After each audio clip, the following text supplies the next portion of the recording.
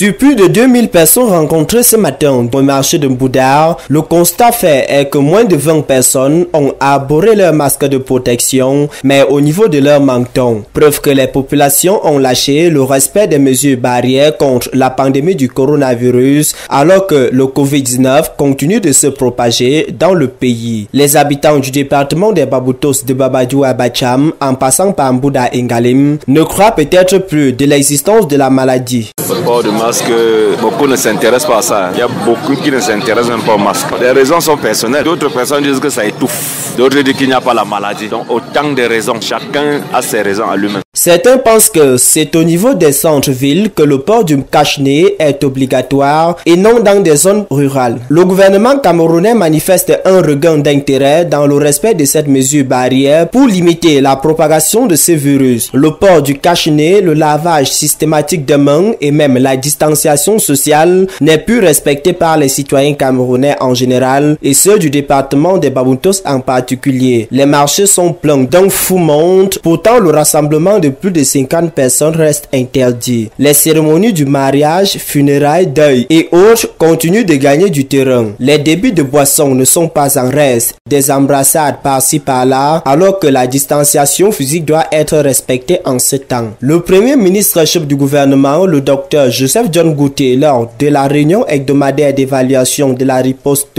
gouvernementale du jeudi 13 août dernier, a noté avec une grande désolation la négligence du masque facial dans les lieux publics par les Camerounais. Pour remettre les citoyens camerounais à l'ordre, il a saisi les gouverneurs des 10 régions du pays à veiller chacun au respect de cette mesure barrière dans sa circonscription administrative. Le gouverneur de la région de l'Ouest, Awafonka Augustine, dans un message porté daté du 14 août 2020, a saisi les préfets et les forces de maintien de l'ordre pour la sensibilisation et la répression en cas de nécessité des populations qui n'abordent pas le masque de protection. Les populations du département des Baboutos doivent respecter les mesures barrières car se protéger contre le coronavirus, c'est protéger également son proche.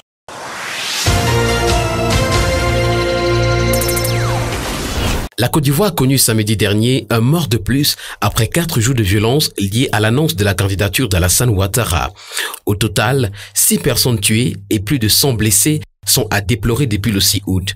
Les tensions sont très vives entre les partisans d'Henri Konan Bédié, candidat à la présidentielle, et ceux du président Alassane Dramane Ouattara, président sortant. Des affrontements ont eu lieu dans le village d'Anoumambo, près de Daoukro, où 68 personnes ont été interpellées pour troubles à l'ordre public.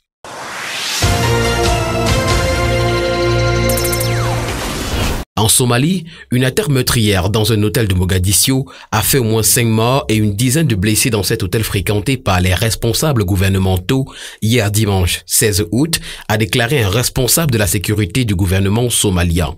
L'attaque a débuté par l'explosion d'une voiture piégée près de l'hôtel Élite sur la plage du Lido. Puis, des hommes armés ont investi l'établissement où des coups de feu se sont fait entendre. Une compagnie privée, Amin Ambulance, a chiffré le nombre de blessés à au moins 28 et cette attaque a été revendiquée par les djihadistes Shebab. L'explosion a été très forte et j'ai vu de la fumée dans la zone. C'est le chaos. Les gens fuient les bâtiments alentours, indique un témoin, Ali Saïd Adan. Parmi les morts figure au moins un haut fonctionnaire du ministère de l'Information, Abdirazak Abdi, selon l'un de ses collègues, Hussein Ali.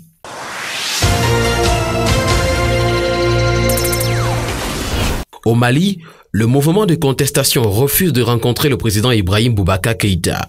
Le M5 RFP a rejeté la proposition de Goodluck Jonathan envoyée comme médiateur par la Communauté économique des États de l'Afrique de l'Ouest.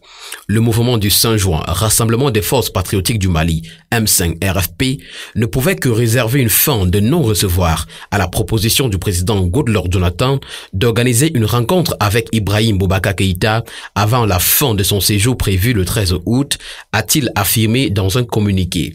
Il ne saurait rentrer dans une logique de discussion avec Boubacar Keïta aussi longtemps que ses militants font l'objet de répression du régime et de condamnation expéditive.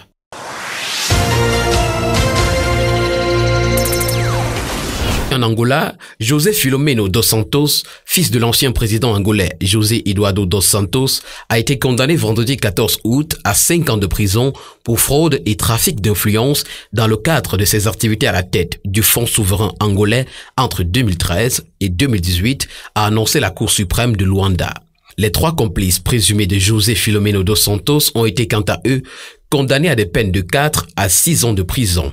Ils étaient accusés d'avoir transféré illégalement 500 millions de dollars, soit 423 millions d'euros, de la Banque centrale vers le compte londonien d'une agence du Crédit Suisse dans le cadre d'une fraude qui leur aurait permis, selon le parquet général, de détourner jusqu'à 1,5 milliard de dollars.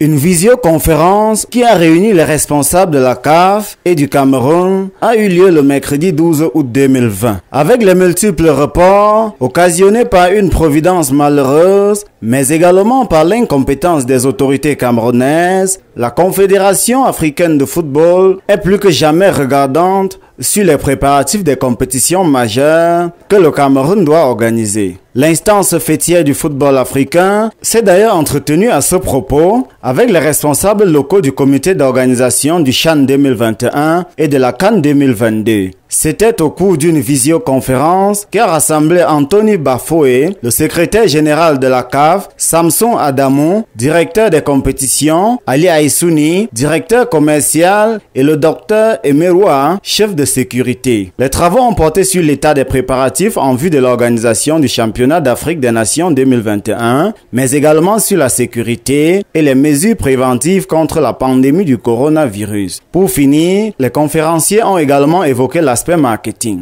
Pendant la visioconférence, Narcisse Mouele Kombi, ministre des Sports et de l'Éducation physique, et Michel Dissake Mbarga, directeur du tournoi, se sont posés en farouches défenseurs du Cameroun, arguant que le pays de Paul Biya a pris toutes les mesures, dans quelque domaine que ce soit, pour faire vivre aux amoureux du ballon rond l'un des plus beaux chants de l'histoire. Aux dernières nouvelles, le discours du duo camerounais aurait convaincu les officiels de la CAF. D'après Abel Mbengue, porte-parole du COCAN, ces derniers sont sortis satisfaits de cette réunion de concertation.